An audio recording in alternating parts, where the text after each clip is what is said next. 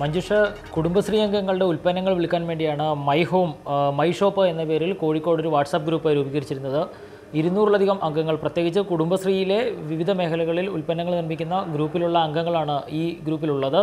ഇവരുടെ ഈ ഗ്രൂപ്പിലേക്കാണ് WhatsApp message എത്തിയത്. അതും കുടുംബശ്രീ മിഷൻ്റെ ജില്ലാ അസിസ്റ്റന്റ് കോർഡിനേറ്ററായി ജോലി ചെയ്യുന്ന മൊയ്തീനാണ്. MC മൊയ്തീൻ്റെ മെസ്സേജാണ് എത്തിയിരിക്കുന്നത്. 17-18 വയസ്സുള്ള കുട്ടികളുടെ നഗ്നദൃശ്യങ്ങൾ അയക്കൂ എന്നുള്ള ഒരു മെസ്സേജായിരുന്നു ഇത്. അംഗങ്ങളെ പോലും ഞെട്ടിച്ചു. കാരണം സ്ത്രീ സുരക്ഷയ്ക്ക് വലിയ പ്രാധാന്യം നൽകി, അല്ലെങ്കിൽ സ്ത്രീകളുടെ ഉന്നമനത്തിനു വേണ്ടി പ്രവർത്തിക്കുന്ന ഒരു വലിയ കൂട്ടായ്മ, കുടുംബശ്രീ പോലുള്ള ഒരു കൂട്ടായ്മയുടെ ജില്ലാ മിഷൻ അസിസ്റ്റന്റ് കോർഡിനേറ്റർ ഇത്തരത്തിലൊരു മെസ്സേജ് അയച്ചത് ഗ്രൂപ്പിനുള്ളിലും പുറത്തും കഴിഞ്ഞ ദിവസങ്ങളിൽ ചർച്ചയായിരുന്നു.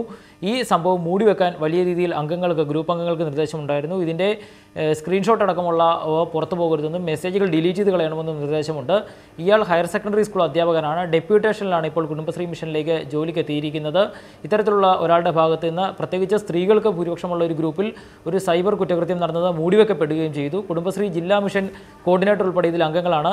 ഇത്തരത്തിലൊരു മെസ്സേജ് ഈ ഗ്രൂപ്പിൽ കണ്ടാൽ ഗ്രൂപ്പ് അഡ്മിൻ തന്നെ അത് പോലീസിൽ അറിയിക്കണമെന്നുള്ളത് ഒരു സൈബർ നിയമമാണ്. ഗുരുതരമായൊരു തെറ്റുണ്ടായിട്ടും അത് ദിവസങ്ങളോളം മൂടിവെക്കപ്പെട്ടു. രാഷ്ട്രീയ സമ്മർദ്ദമായിരുന്നു ഇതിന് കാരണമെന്ന് പറയുന്നു. എന്തായാലും ഈ സംഭവം അംഗങ്ങൾ ഉൾപ്പെടെ ഞെട്ടലുണ്ടാക്കിയിട്ടുണ്ട്. ഇവർ പരാതി നൽകാനായിട്ട് തയ്യാറായി മുന്നോട്ട് വന്നിട്ടുണ്ട്.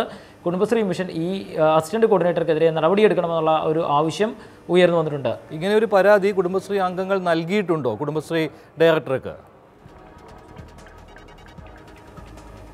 കുടുംബശ്രീ ഡയറക്ടർക്ക് പരാതി നൽകിയിട്ടില്ല. കാരണം ഈ പരാതി സ്വാഭാവികമായും നൽകേണ്ടത് ഈ ഗ്രൂപ്പിൽ ഇത്തരത്തിലൊരു മെസ്സേജ് കണ്ടപ്പോൾ കുടുംബശ്രീ മിഷൻ കോർഡിനേറ്റർ ഉൾപ്പെട്ട ഗ്രൂപ്പാണിത്. അവരാണ് ഈ വിഷയത്തിൽ പരാതി നൽകേണ്ടത്. സ്വാഭാവികമായും ഗ്രൂപ്പ് അഡ്മിനാണ് ആദ്യം പരാതി നൽകേണ്ടത്. ഈ വിഷയത്തിൽ പരാതിയും ഈ അസിസ്റ്റന്റ് മിഷൻ കോർഡിനേറ്റർക്കെതിരെ നടപടി എടുക്കേണ്ടതും കുടുംബശ്രീ മിഷൻ കോർഡിനേറ്ററാണ്. പക്ഷേ ഇത്തരത്തിൽ യാതൊരുവിധ നടപടികളും ഉണ്ടായിട്ടില്ല. സംഭവം കോഴിക്കോടിന് വെളിയിൽ പോകാതെ, അല്ലെങ്കിൽ കുടുംബശ്രീയുടെ ഗ്രൂപ്പിന് വെളിയിൽ പോകാതെ ഒതുക്കി വെക്കാനായിരുന്നു ഒരു ശ്രമം ഉണ്ടായത്. ഇത്രയും ഗുരുതരമായ പോക്സോ നിയമം പോലും ചുമത്താൻ പറ്റുന്ന ഒരു കുറ്റത്തിലാണ് ഈ അധ്യാപകനെ, അല്ലെങ്കിൽ കുടുംബശ്രീയുടെ ഉന്നത ഉദ്യോഗസ്ഥനെ രക്ഷിച്ചെടുക്കാനുള്ള ശ്രമങ്ങൾ ഗ്രൂപ്പിനുള്ളിലും കുടുംബശ്രീക്കുള്ളിലും നടന്നിരിക്കുന്നത്. ശരി, ശ്യാംകുമാറാണ് വിവരങ്ങൾ നൽകിയത്.